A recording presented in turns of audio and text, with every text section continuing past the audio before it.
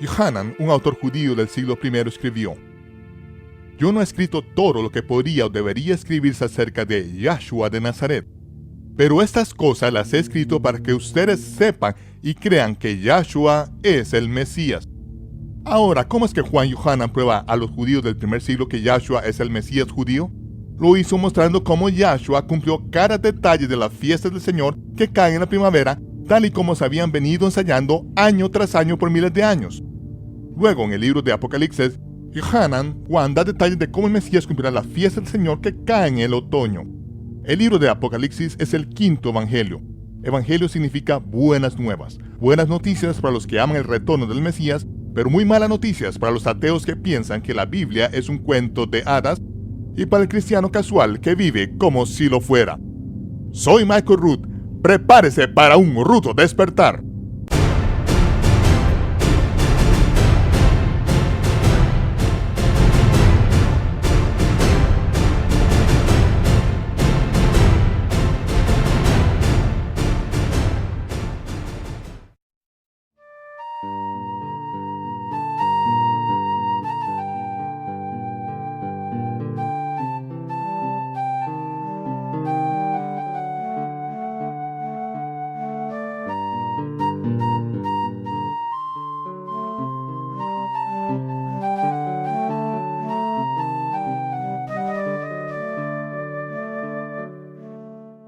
He sido agradablemente sorprendido al conocer tantos gentiles que son seguidores del Mesías judío.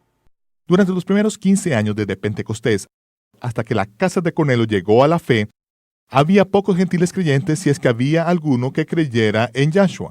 Sin embargo, había cientos de miles de creyentes judíos y el libro de Hechos indica que había una gran compañía de Cohenim, sacerdotes que servían en el lugar santo, quienes eran obedientes a la fe.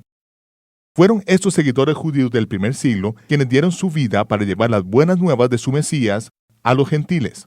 Pero después de 2000 años tenemos unas cuantas cosas que hay que limpiar. Hay algunas malas doctrinas y prácticas que han sido agregadas a la fe una vez entregada a los santos, y muchos buenos elementos fueron extraídos. Pero Jeremías profetizó que un espíritu de arrepentimiento sacudiría las bases del mundo religioso en los últimos días, y precisamente estamos en esos días. Puede que algunos televidentes que no estén familiarizados con los verdaderos nombres de las personas de las escrituras hebreas, tal como Yahshua. Cuando digo Yahshua, entienda que estoy hablando de quien a menudo se conoce como Jesús, un nombre probablemente reconozca. Uso el nombre Yahshua que el ángel Gabriel le dijo a Miriam y a Joseph que le pusieran a su hijo. Yahshua significa Yahweh es nuestra Yeshua, la palabra hebrea para salvación. Mi nombre en hebreo es Mijael. Significa ¿quién es como él? Es Mikael en ruso, Miguel en español y Michael en inglés. Hay diferentes pronunciaciones dependiendo de los sonidos comunes de la lengua nativa, pero el nombre sigue siendo Mijael. Cuando hablo de Shaul, puede que ustedes estén más familiarizados con Pablos, la versión griega de su nombre. Pero Shaul es un buen nombre en hebreo. Cuando Shaul se convirtió en un seguidor del Mesías judío, no se le dio un nombre griego pagano. Pablo simplemente es la versión española de su sobrenombre en griego, el cual sucede que significa pequeño. El Mesías siempre se dirigió a él como Shaul, su nombre hebreo, Shaul, que significa deseado. De modo que siéntese cómodo con Shaul, porque él tiene algunas cosas muy deseables que enseñarnos. En la carta de Shaul a los seguidores del Mesías en Roma, él pregunta, ¿qué ventaja tiene el judío? A lo cual responde, mucho en todos los aspectos. Primero, ciertamente porque a los judíos les han sido confiados los oráculos de Dios. De todas las ventajas que él podía haber enumerado en relación con haber sido criado en una cultura donde se enseñan las escrituras a los niños más jóvenes, dijo que la ventaja primordial es que a los judíos se les encomendaron los oráculos de Dios. ¿Cuáles son esos oráculos y por qué son tan importantes? En la carta de Shaul a los hebreos mesiánicos leemos, después de tanto tiempo ustedes ya debían ser maestros, pero todavía necesitan que se les expliquen de nuevo los rudimentos de los oráculos de Dios. ¿Cuáles son esos oráculos? Rara vez oímos, si es que oímos acerca de ellos en la televisión cristiana, pero las escrituras indican que son la base primordial, los principios básicos para entender la Biblia. Fue Shimon Kefa, Simón Pedro, quien escribió: si alguien enseña, si alguien ministra, si alguien habla, que hable de los oráculos de Dios. ¿Cuáles son esos oráculos que son tan básicos que ni siquiera deberíamos estar enseñando hasta que los hayamos dominado? Fue Esteban quien, de pie delante del Sanedrín, dijo: nuestros padres recibieron los oráculos vivos para dárnoslos. ¿Cuáles son estos oráculos vivientes? La palabra oráculo suena un tanto místico en nuestra cultura, pero es traducida de la palabra griega logión, que significa comunicación. Y vemos en la Torá, los primeros 5 libros de las Escrituras, que Dios en realidad le confió su comunicación, la revelación de sí mismo a las 12 tribus de Israel.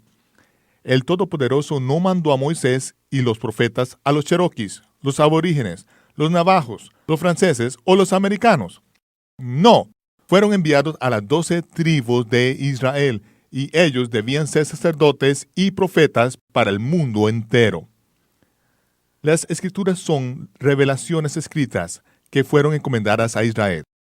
Hasta el día de hoy, entre los miles de traducciones de la Biblia, aún permanecen solo 3 textos hebreos, de los cuales todos los otros textos hebreos han sido copiados cuidadosamente. El texto más antiguo es el Ben Asher Codex, albergado en el santuario del libro aquí en Jerusalén. El texto hebreo de la Torá todavía está en el mismo orden que tenía hace 3,400 años, cuando Moisés escribió cada palabra por revelación. Aún permanece una secuencia de letras equidistante en la Torá, en la cual en Génesis cada 50 letras deletrea una y otra vez Tav, Vav, Resh, He. Torá, Torá, Torá. Éxodo está escrito en la misma secuencia, pero cada 50 letras en Deuteronomio y Números deletrea Torá, pero al revés, lo cual apunta al libro central, que es Levítico, donde cada 7 letras, que es el número de la perfección de Dios, deletrea Yod, He, Vav, He. Yahweh, el nombre del Todopoderoso, aparece cada 7 letras. Este código intrincado no puede haber sido ideado por el hombre y aún así lograr que el texto tenga sentido para el lector. Es la firma de Yahweh en sus instrucciones, la Torá. Esos son los oráculos escritos que les fueron encomendados a los hijos de Israel, y ellos han hecho un mejor trabajo de lo que lo hicieron los griegos, los romanos, los ingleses o cualquier otro traductor moderno en mantener la integridad de las Escrituras.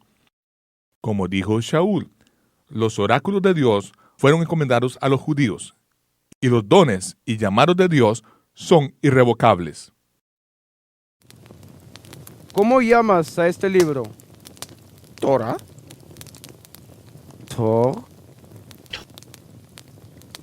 la Torah. ¿Cambiarías a tu amigo por la Torah? ¿Sí? ¿Tu caballo y tus botas? ¿Sí? ¿Y sus ropas? ¿Sí? ¿Y todo lo demás que posees? Sí, todo. Si lo dejara ir, ¿puedo quedarme con la Torah? No.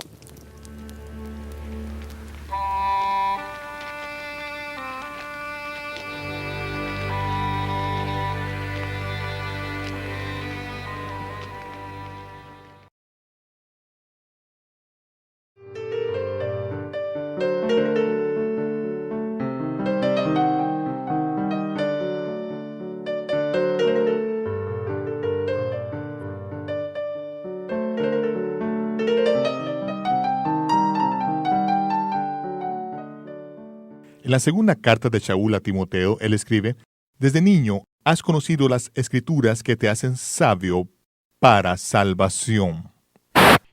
Disculpen esta ruda interrupción, pero cuando Shaul escribió esto a Timoteo acerca de las Sagradas Escrituras que enseñan a uno el camino hacia la salvación, no se estaba refiriendo a Mateo, Marco, Lucas, Juan, Hechos, Romanos o Primera de Tesalonicenses. No, ni siquiera existían.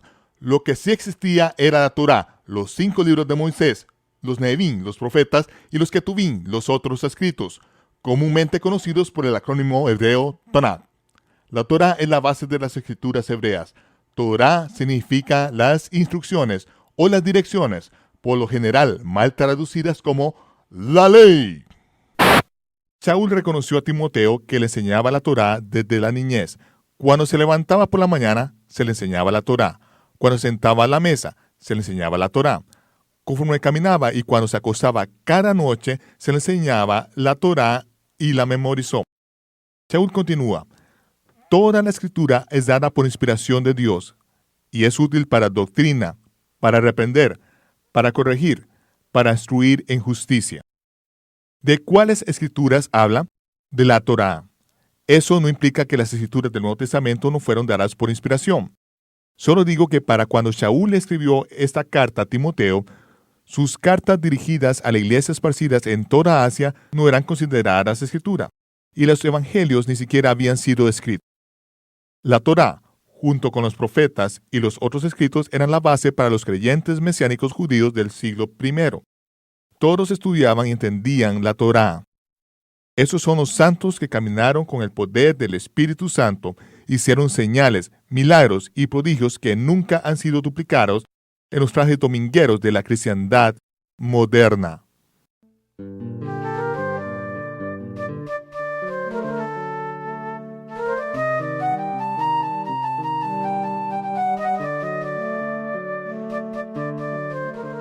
Shaul dice que él viajó por numerosas sinagogas a través de Asia, y cada Shabbat razonaba con ellos con las Escrituras. ¿Cuáles Escrituras cree usted que usó? ¿El Evangelio de Juan o 2 Corintios? Ni siquiera existían.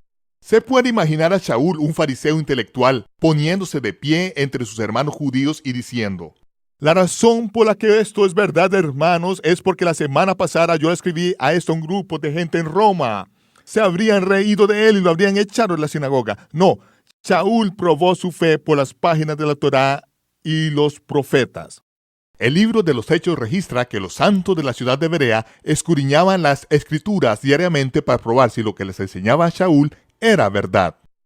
¿Cuáles escrituras escudriñaban los de Berea? La Torá.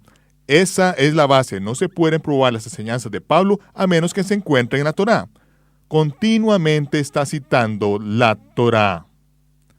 Cuando usted, al igual que los de Berea, encuentra el lugar en la Torá de donde Shaul le está citando, entonces usted sabe que sus escritos están en contexto. Los de Berea eran educados, escudriñaban la Torá. Shimon Kefa escribió: nuestro amado hermano Shaul les ha escrito a ustedes algunas cosas difíciles de entender. ¿Puede usted identificarse con Pedro? Sí. Algunas cosas que Pablo escribe son muy difíciles de entender porque somos muy parecidos a Pedro. Somos como pescadores, trabajamos por un jornal. No nos hemos criado dentro del estilo privilegiado de Shaul, que pasó la mayor parte de su vida en Jerusalén estudiando la Torá a los pies de uno de los maestros más respetados de su generación, Gamaliel. Shimon Kefa continúa: las cuales los indoctos e inconstantes tuercen las cosas que Shaul escribió para su perdición, como también las otras escrituras. ¿En qué son indoctos e inconstantes? En la Torá, de la cual Shaul está citando constantemente. Si usted ignora la Torá, no puede entender completamente las escrituras del Nuevo Testamento. Usted termina torciéndolas, destruyendo las escrituras para su propia perdición. Y si usted enseña escritura torcida, termina destruyendo a quienes lo escuchan. La historia ha mostrado que si un pueblo ignora la Torá, empieza a aislar bytes de sonido numerados llamados versículos del Nuevo Testamento, despojan esas declaraciones completamente de todo contexto y luego se agrupan en unos 4,000 campos de batalla de diferentes denominaciones que se identifican más de cerca con los hombres que con el Mesías. Shaul lo puso muy claramente. ¿Cómo es que han propuesto dividirse en cultos religiosos que se sirven a sí mismos? Algunos dicen que son de Shaul, otros: yo soy de Apolo, yo soy de Kefa, de Lutero, Calvino, Zwingli, Wesley, Juan el Bautista. Yo no fui crucificado por ustedes y ningún papa jamás se levantó de la tumba. Bueno, sí, acepto que estoy parafraseando un poco, pero es básicamente lo que Pablo diría hoy.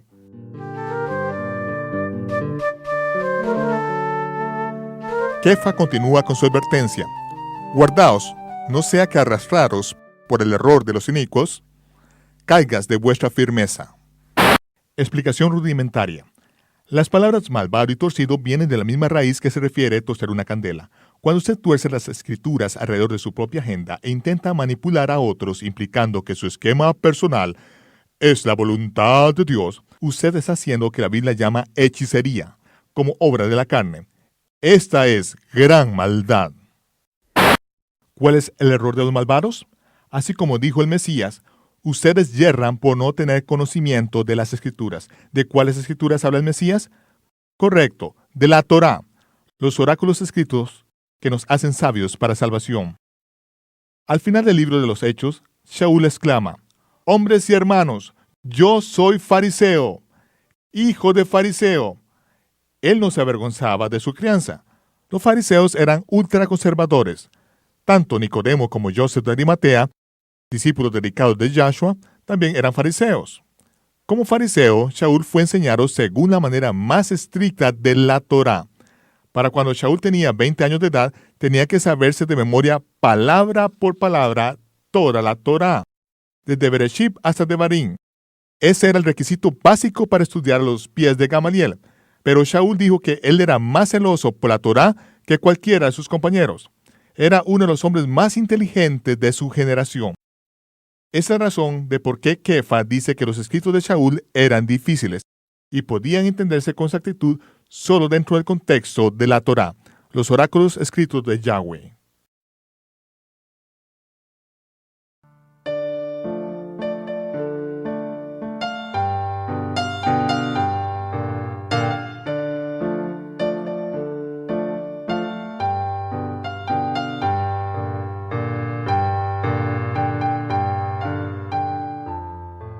Hemos hablado brevemente acerca de los oráculos escritos de Dios, pero las Escrituras también hablan de los oráculos vivos que fueron encomendados a Israel. Esta es la comunicación que debe ser vivida generación tras generación en la tierra de Israel. Los oráculos vivos de Dios son los Kadosh Mikra, las convocaciones santas, las fiestas del Señor. Las fiestas son sombras proféticas de las cosas que el Mesías tenía que cumplir. No había opción. El cuarto día después de la crucifixión de Yahshua, 2 de sus discípulos salieron deprisa del lugar de escondite donde los discípulos se habían secuestrado a sí mismos. Cleofas y otros discípulos tiraron una puerta y se abrieron paso para dirigirse al pueblo de Emaús. Estaban tan acabados y deprimidos que se fueron de Jerusalén durante la fiesta. Eso sí es depresión. Pero póngase usted en sus zapatos por un momento. Ellos habían vendido el negocio de su familia, habían distribuido sus posesiones entre los pobres y ahora se encontraban más pobres que aquellos a quienes habían ayudado. Sus vidas estaban arruinadas. Por algún tiempo habían creído que realmente Yahshua era el Mesías prometido, pero ahora parecía que habían sido engañados por un falso Mesías que había muerto y los había dejado sin un centavo y sin esperanza. Conforme ensayaban sus propios ayes, los alcanza un extraño. «Disculpe, caballeros, ¿por qué están tan deprimidos? ¿De qué trata esa conversación tan triste?» Cleofas contesta, ¿eres extranjero en Jerusalén? ¿No has oído acerca de las cosas que han sucedido en estos últimos días? Y el extraño, el Mesías resucitado, pero sin darse a conocer, les dice, ¿qué cosas? ¿Como si no supiera? Conforme sigue su camino hacia Emaús, empieza a ensayar todo lo que acababan de ver esa semana. El extraño sigue extrayendo detalles. ¿Qué más vieron? ¿Pueden recordar algunos detalles más? ¿Qué pasó luego? Concluyeron su triste relato cuando Cleofas dijo, «Y confiábamos en él, creíamos que él era el Mesías». Finalmente el extraño los interrumpe. «Oh insensatos y tardos de corazón para creer todo lo que los profetas han dicho. ¿No era necesario que el Mesías padeciera estas cosas de las que ustedes han estado hablando y que entrara en su gloria?» Y comenzando desde Moisés y siguiendo por todos los profetas, les declaraba en todas las escrituras las cosas de que él decía. Les declaró exactamente en cada detalle las cosas que acababan de enumerar, kilómetro por kilómetro conforme caminaban. Les mostró en las escrituras que el Mesías tenía que cumplir cada detalle de las fiestas del Señor durante la primavera. Tenía que cumplir el papel del Mesías como Ben Yosef, el siervo sufrido que haría un sacrificio expiatorio por los pecados de la humanidad. Le mostró que el sacrificio de la Pascua que había sido presagiado cuando Abraham estuvo dispuesto a ofrecer a su hijo Isaac en el monte Moriah, se había cumplido lo que acababan de presenciar la semana que recién pasaba en Jerusalén.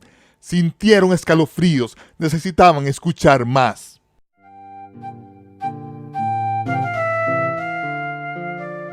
Cuando llegaron a Emaús, el extraño actuó como si tuviera que seguir su camino, pero ellos le pidieron, por favor, sí, quédate con nosotros.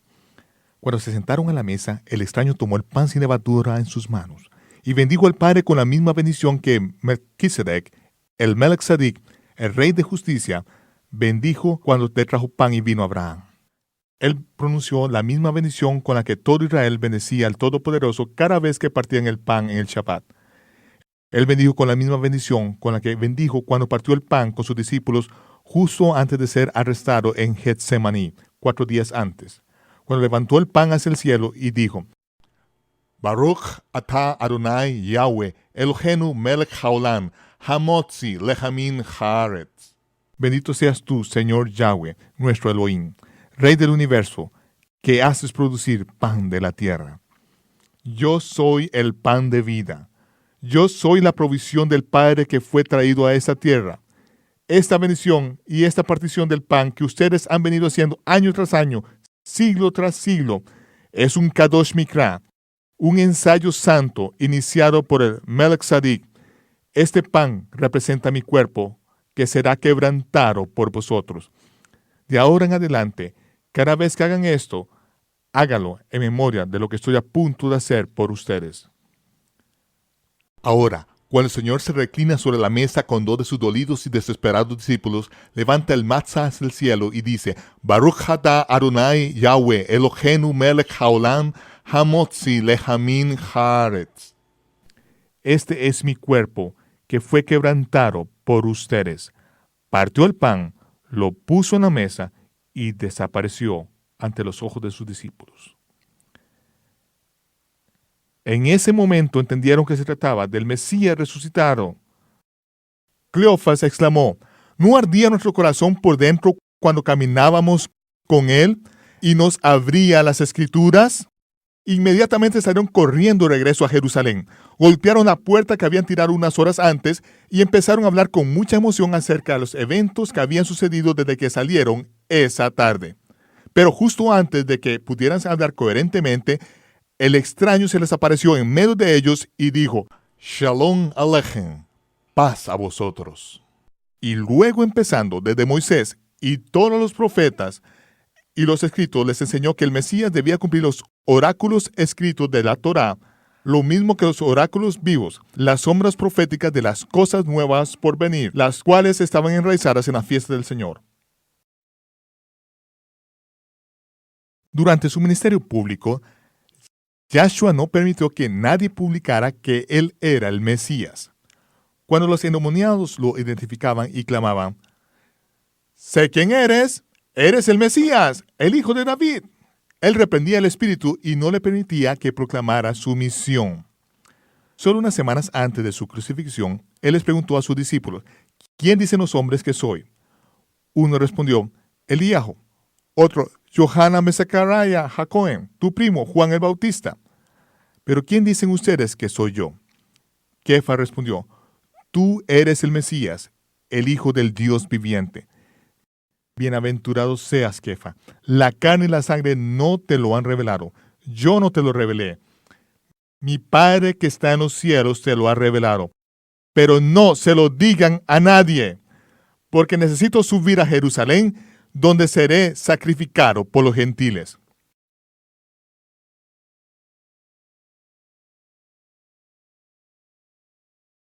La primera venida del Mesías fue una misión encubierta. ¿Por qué? Shaul observa que si Satanás hubiera entendido que la muerte del Mesías iba a ser el cumplimiento del sacrificio de la Pascua, nunca habría crucificado el Señor de la gloria. Si los líderes religiosos de Israel hubieran sabido que el plan real de redención estaba detallado en la fiesta del Señor durante la primavera, entonces Satanás hubiera podido reconocer el plan y habría estropeado la estrategia de Dios. La ignorancia de Satán y del sistema religioso obligaron a Satanás a lograr precisamente lo que él esperaba destruir.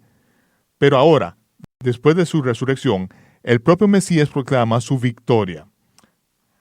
anuncia sus logros y luego abre el entendimiento de sus discípulos. El cumplimiento de la fiesta del Señor durante la primavera demuestra un patrón que hace que el futuro cumplimiento de la fiesta del otoño sea mucho más anticipado.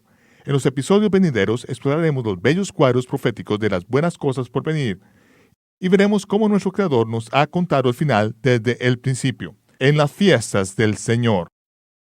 Soy Michael Root. Sintonícenos la próxima vez para un rudo despertar. Nos vemos cuando se despeje el humo.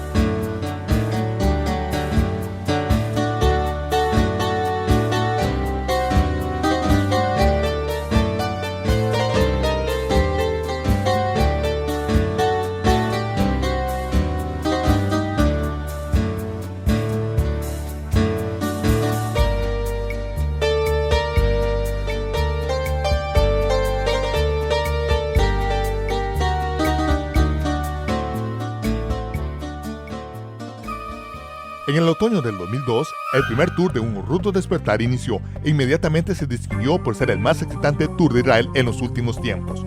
Presentado por Michael Root, abandonamos el itinerario religioso enlatado, descubriendo nuestra herencia como lo vieron nuestros ancestros, Abraham, Isaac, Jacob y nuestro Mesías, Yahshua.